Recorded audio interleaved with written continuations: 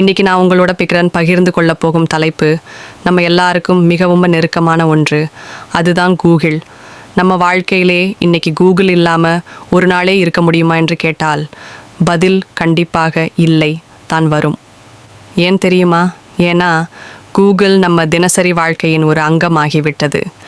1998 lorry page மற்றும் Sergey பிரின் என்ற 2 இளம் மாணவர்கள் கூகுள் ஆரம்பித்தார்கள். ஆரம்பத்தில் இது ஒரு சின்ன சர்ச் என்ஜின் மாதிரி இருந்தது. ஆனால் இன்று அது உலகம் முழுவதும் கோடிக்கணக்கான மக்களின் வாழ்க்கையை பாதிக்கும் மிகப்பெரிய இணைய நிறுவனம். வருடத்துக்கு $307 பில்லியன். தினசரி கூகுள் சம்பாதிப்பு சுமார் $840 மில்லியன் அமெரிக்க டாலர், அதாவது இந்திய பணத்தில் 7,000 கோடி ரூபாய், கிட்டத்தட்ட ஒரு நாளைக்கு.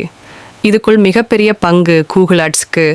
நம்ம யூடியூப் வீடியோஸில் ஆட்ஸ் பார்க்குறோம் இல்லை, வெப்சைட்ஸில் பேனர் ஆட்ஸ் வரும் இல்லை, அந்த அட்வர்டைஸ்மெண்ட் தான் கூகுளுக்கு பெரிய வருமானம்.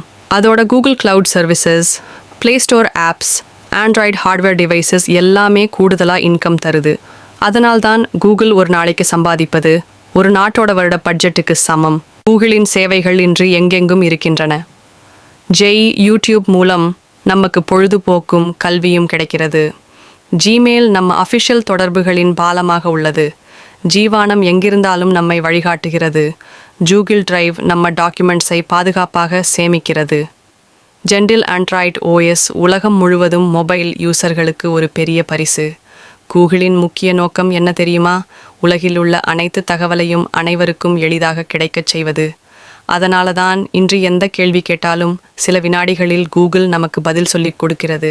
ஆனால் நண்பர்களே, ஒரு விஷயம் நம் மனதில் வைத்து கொள்ள வேண்டும். கூகுள் ஒரு கருவி மாதிரி தான். அதை நம்ம அறிவோடு சேர்த்து பயன்படுத்தினால்தான் அது நல்லது. அதற்கு முழுமையாக அடிமையாகாமல் நல்லதுக்காக பயன்படுத்தினால்தான் அது நம்ம வளர்ச்சிக்கு உதவும். முடிவாக நான் சொல்ல விரும்புவது, கூகுள் இன்று ஒரு நிறுவனம் மட்டுமல்ல, அது நம்ம நண்பன், ஆசிரியர், வழிகாட்டி, உதவியாளர் மாதிரி இருக்கிறது.